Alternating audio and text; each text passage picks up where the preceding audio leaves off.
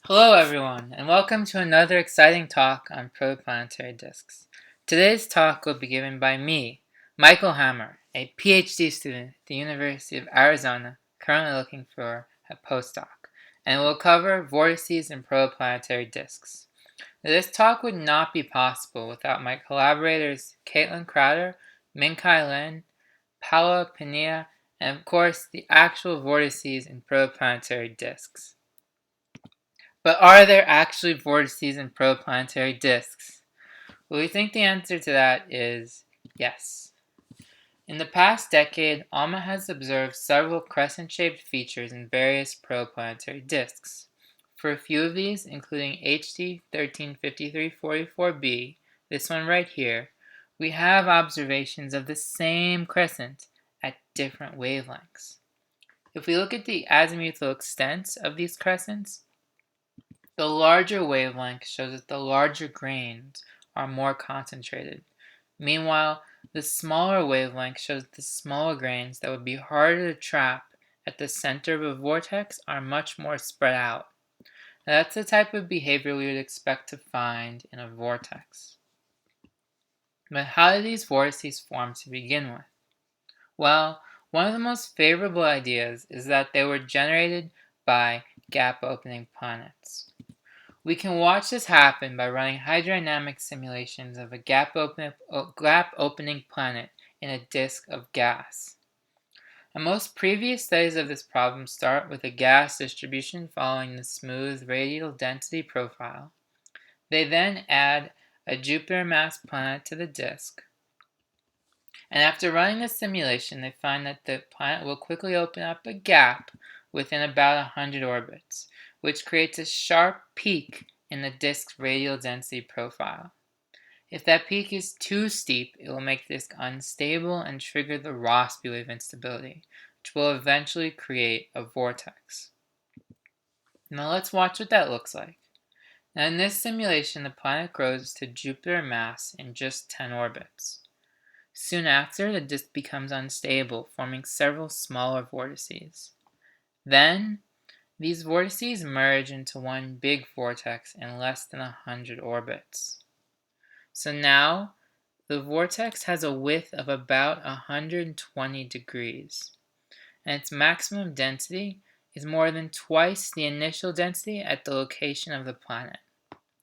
If we continue the video, we'll see that the vortex lasts about 7,500 orbits, which is more than 500,000 years if the planet is at 20 AU. If we compare the gas surface density to ALMA observations, we'll see they match up pretty well. But we shouldn't do that, because ALMA probes the dust, not the gas. If we compare the dust to the observations, you notice that the dust is much more concentrated than the gas. And in fact, it's so concentrated near the center that if you were to observe the disk from the simulation with a similar beam size, you'll see that the vortex no longer looks like the crescent on the left. Instead, it's just a small blob. Now, can we reconcile simulations of vortices with the observations taken by ALMA? Well, we weren't surprised when we saw those ALMA images, because we already knew that placing a fully grown Jupiter mass planet in a disk instantly isn't actually a good idea. Now let's take a look at what happens when we place the planet in the disk more slowly. For this simulation, we use the same parameters as the previous video, except that now we prescribe the planet to grow to full size over 1,000 orbits instead of just 10. Now in this case, when the planet reaches a fifth of a Jupiter mass, about 300 orbits, it makes the disk unstable and triggers a vortex. Though, this time the vortex is a lot weaker than before. It never reached as high of a density, and its width is about 240 degrees, which is twice as large in the other case. And even worse, the vortex only lasts about 1,500 orbits, which is 5 times less than when the planet was placed almost instantly in the disk. So there are two types of vortices. If the planet grows instantly, you form a compact vortex that's well described by the relatively new Gaussian model. If the planet grows slowly, you form an elongated vortex that's well described by the classic GNG model. Recently, Serval and Bard studied both types of vortices and found that the difference between the elongated and compact models wasn't so much the extent of the vortex, but really the minimum Rossby number in the vortex, which is just the amount of vorticity in the vortex.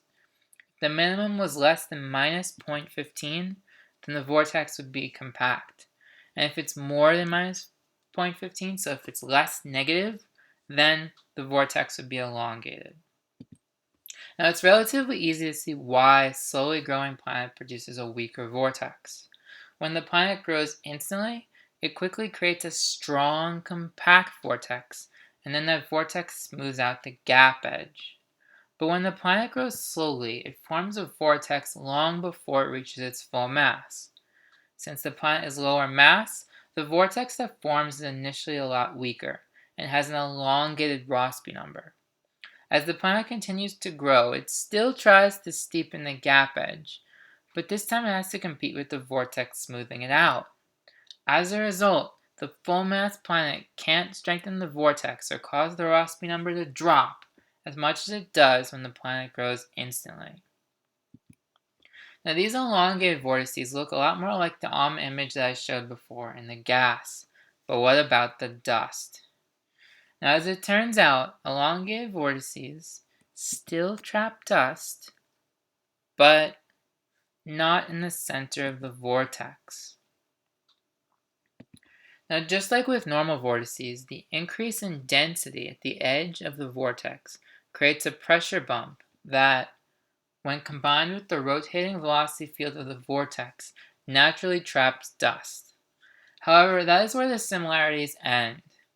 If I add contours to both vortices, you'll see that the compact vortex has nice elliptical contours and a very smooth pressure bump, while the elongated vortex does not.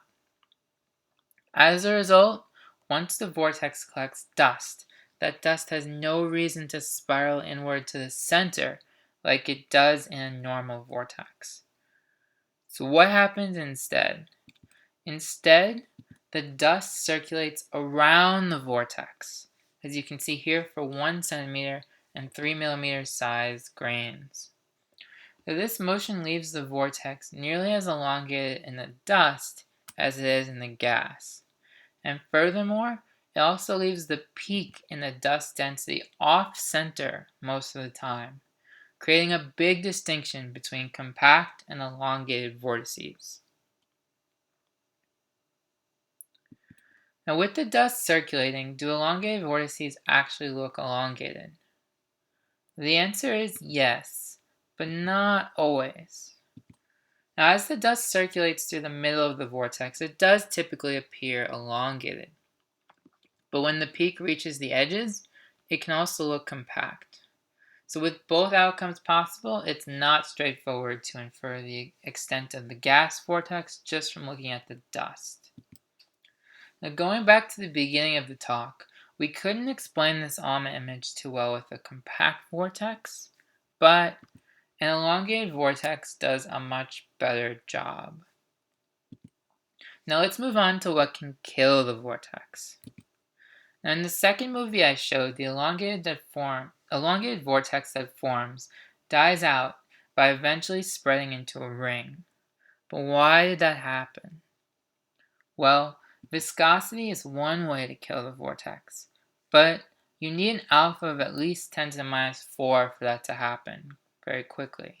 And the movies that I've shown so far don't actually have that high of a viscosity. Instead, the elongated vortex in the beginning actually died because of shocks.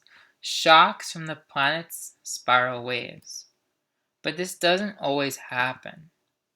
Now if we increase the h over r to a very high 0.08, then the vortex hardly changes after it forms. Now it does decay, but you can see that it happens very slowly. And the vortex survives for thousands of orbits because the shocks from the planet's spiral waves are too weak to dissipate it.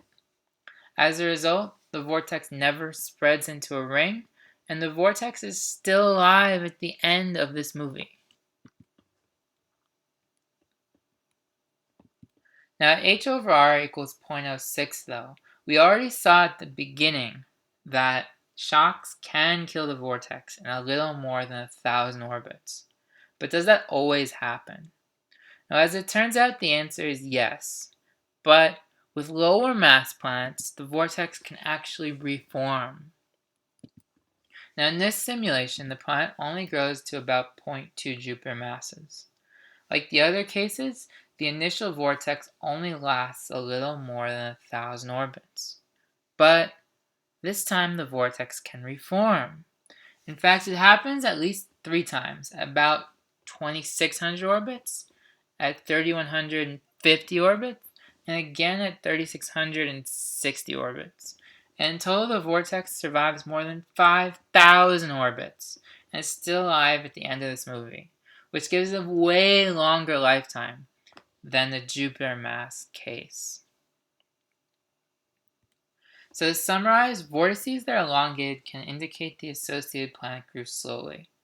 These vortices are often characterized by y-azimuthal extents and off-center peaks, but they can also look more compact. With h over r of 0.06 or less, low-mass planets actually generate longer-lived asymmetries than Jupiter-mass planets because the vortex can reform. And with an even higher h over r, the initial vortex might not die at all because the shocks from the planets that normally kill it are too weak to do so.